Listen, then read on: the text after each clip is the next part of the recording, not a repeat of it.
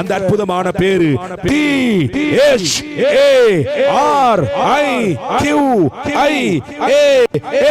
இதோ எமது பாடசாலையினுடைய பெருமை மேல் நோக்கி செல்கிறது. அற்புதமான ஒரு தருணம். இந்த தருணத்தை பார்க்கின்ற ஒரு அரிய சந்தர்ப்பம் கிடைத்திருக்கிறது.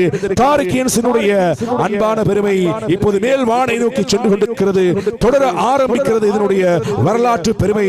இன்ஷா அல்லாஹ் தொடரும் இந்த உலகம் இருக்கும் வரைக்கும் என்ற அடிப்படையிலே இதனுடைய அற்புதமான இந்த நிகழ்வினுடைய ஆரம்பம் சிறப்பாக அமையப்பட்டிருக்கிறது.